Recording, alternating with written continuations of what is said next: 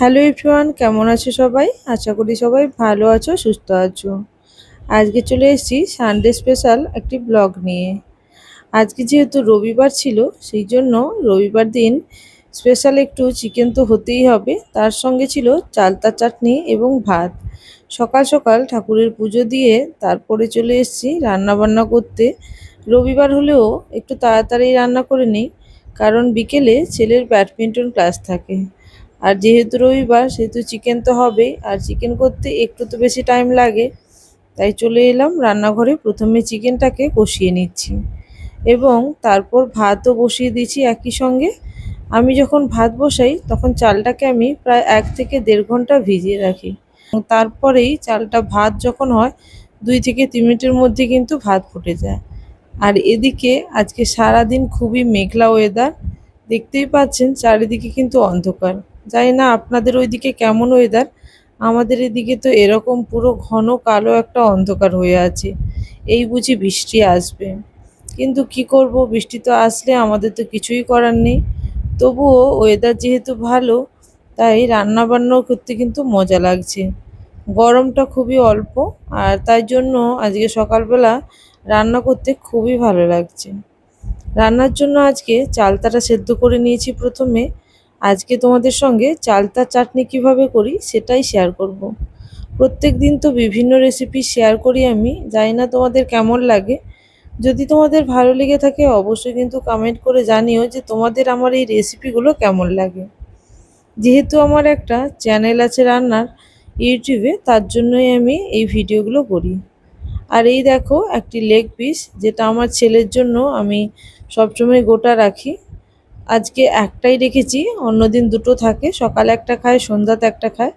আজকে একটাই রেখেছি, ও লেগ পিস খেতে খুবই ভালোবাসে। চলো তাহলে কথা না বাড়িয়ে চালতা চাটনিটা কিভাবে করছি দেখিয়ে দিই। প্রথমে অল্প লবণ দিয়ে চালতাটাকে প্রেসারের মধ্যে সেদ্ধ করে নিয়েছি। এরপর কড়াইয়ের মধ্যে সর্ষের তেল অল্প দিয়ে তার মধ্যে গোটা গরম মশলা এবং সঙ্গে শুকনো লঙ্কা ফোড়ন দিয়ে চালতাটাকে বেশ ভালো করে ভেজে নিয়েছি। এরপর দিয়ে দিচ্ছি অল্প পরিমাণে হলুদ। হলুদটা দিয়েও অল্প মতো নাড়াচাড়া করে নেব, তাহলে চালতার যে একটা লালা ভাব থাকে সেটা কেটে যাবে এবং চালতার চাটনিটা বেশ ভালোই হবে। ভালো করে নাড়াচাড়া করে ভেজে নেওয়ার পরে দিয়ে দিচ্ছি পরিমাণ মতো চিনি। এখানে আমি হাফ কাপ মতন চিনি দিলাম। আপনারা টক বুঝে চিনিটা দিয়ে দেবেন। চালতা চাটনি একটু টক মিষ্টি হলে খেতে ভালো লাগে, তাই একটু অল্প পরিমাণেই চিনি দিলাম। এরপর দিয়ে দিচ্ছি পরিমাণ মতো জল। আমি জল এখন নর্মাল জল দিলাম হাফ বাটি পরিমাণে, এবং বাকি চালতা সেদ্ধ করার পরে যে জলটা সেটা দেব। অনেক সময় চালতা একটু কষা ভাব থাকে, সেই ক্ষেত্রে চালতার জলটা দেওয়ার দরকার নেই। যদি দেখেন টেস্ট করে নেবেন অবশ্যই যে চালতাটা কতটা ভালো বা কষা ভাব আছে। আর যদি কষা ভাব না থাকে তাহলে ওই জলটা এখানে আমি দিয়ে দিলাম প্রায় হাফ বাটি পরিমাণে, যেহেতু এখানে চালতাটা আমি খুব ভালো পেয়েছিলাম। এরপর দিয়ে দিলাম অল্প পরিমাণে লবণ, আর সঙ্গে অল্প লঙ্কার গুঁড়োও দিয়েছি। এবার বেশ কিছুক্ষণের জন্য চালতাটাকে হাই ফ্লেমে ফুটিয়ে নেব, যাতে গ্রেভিটা বেশ ঘন হয়ে যায় এবং চালতার যে চিনিটা দিয়েছি সেটাও গলে গিয়ে বেশ ভালো একটা চালতা চাটনি রেডি হবে। আর এদিকে আমার চিকেনটাও কষানো হয়ে গেছে। একেবারে কালচে বা গোল্ডেন করে কিন্তু আমি চিকেনটাকে কষাই। তারপরে এর মধ্যে দিয়ে দিচ্ছি জল, পরিমাণ মতো গরম জল দিয়ে আমি এটাকে ফুটতে দেব। আমি এখানে প্রথমে অল্প জল দিলাম এবং তারপরে দিয়ে দেব আলু, আর বাকি জলটা কিছুক্ষণ পরেই দেব। একদিকে গ্যাসে চিকেন হচ্ছে আর একদিকে চালতা চাটনি, আর ভাতটা তো আগেই বসিয়ে দিয়েছিলাম। আর এদিকে কিছুটা কষা মাংস ছেলের জন্য বের করে রেখেছি, কারণ ছেলে একটু কষা চিকেন খেতে ভালোবাসে, তাই অবশ্যই তার জন্য একটুখানি কষা চিকেন বের করে রাখতেই হবে। এরপর আমি দিয়ে দিলাম আলু। আলু দিয়ে আবারও কিছুটা জল দেব। এখানে জলের পরিমাপটা আপনারা নিজেরা বুঝে দেবেন, যেরকম গ্রেভি খেতে চাইবেন এবং চিকেনটা যেভাবে সেদ্ধ হবে সেইভাবেই কিন্তু জলটা দেবেন। আর দিয়ে দিলাম স্বাদ অনুযায়ী লবণ। এখানে আমি আগে ম্যারিনেশনের সময় লবণ দিয়েছিলাম, তাই একটু অল্পই দিলাম। এরপর ঢাকনা দিয়ে বেশ কিছুক্ষণ এটাকে রান্না হতে দেব। এদিকে চালতার চাটনিও আমার রেডি হয়ে গেছে। এই দেখুন চালতা চাটনিতে এরকম একটু জুস থাকবে, সেই অনুযায়ী নামিয়ে নিয়েছি। এর থেকে বেশি গ্রেভি রাখলে কিন্তু ভালো লাগবে না চালতা চাটনি, আর একদম মেরে দিলেও ভালো লাগবে না, তাই আমি এইভাবেই রেখেছি। তো আজকে আমার রেসিপিতে ছিল চালতার চাটনি আর চিকেন আর সঙ্গে ভাত, আর কিছুই করিনি, এই দিয়ে আজকে খাওয়া হয়ে যাবে, আর সঙ্গে লেবু তো থাকবেই। আর এদিকে যেহেতু মেঘ করেছে খুব, তাই ছাদে গিয়ে ছাদের যে মাটিগুলো তৈরি করে রেখেছিলাম সেইগুলোকে তুলে দিয়ে এলাম। এই সময় বর্ষাকাল, তবুও বর্ষাকালেও অনেক গাছ লাগাতে হয়। সেই গাছগুলো লাগানোর জন্য যখনই রোদ উঠে তখনই আমি কিছুটা মাটি ভালো করে শুকনো করে ওর সঙ্গে গোবর সার মিশিয়ে নিই এবং তারপরে ওটাকে তুলে রাখি। আর এদিকে যেহেতু বৃষ্টি পড়বে এরকম একটা ওয়েদার হয়ে গেছে, তাই আমি এটাও মাটিটাকে ভালো করে শুকনো করে তুলে নিয়েছি। আর এখানে আমার নতুন গাছে ড্রাগনও হয়েছে বেশ কয়েকটা। আর এই হলো আমার ছাদ বাগানের গাছগুলোর এখনকার অবস্থা।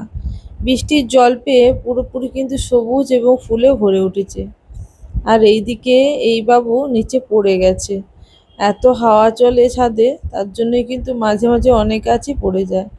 আর দেখো এই একটি অরেঞ্জ কালারের গোলাপ ফুল, আর এটা হলো হোয়াইট এবং পিঙ্ক মেশানো গোলাপ, আর সাদা গোলাপ এবং সঙ্গে হলুদ গোলাপও আছে।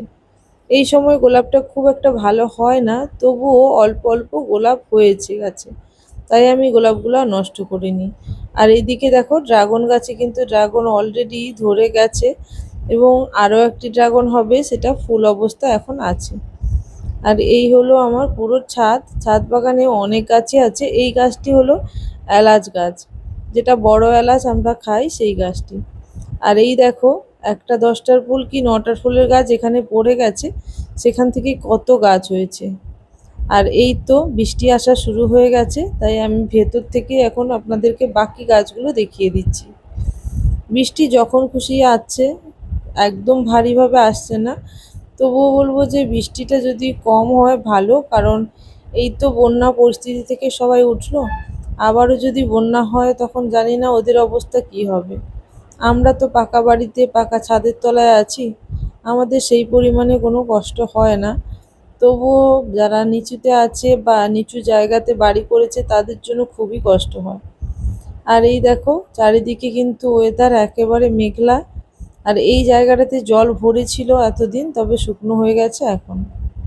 আর এদিকে দুপুর এখন 12:30 বাজে, রান্না আমার রেডি, এবার ছেলেকে খেতে দেব, কারণ আমাদের 2:30টার দিকে ব্যাডমিন্টন ক্লাসে যাওয়া আছে।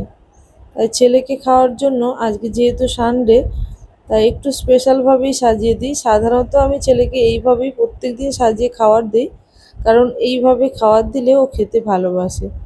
আর এইভাবে ভাত দিলেও বলে বাটি ভাত, ওটা ছোটোবেলা থেকেই ও বলে, তাই ওকে আমি এইভাবেই সবসময় খাবার দিই। তো আজও সেই রকম অন্যথা না করে একইভাবে খাবারটা রেডি করছি।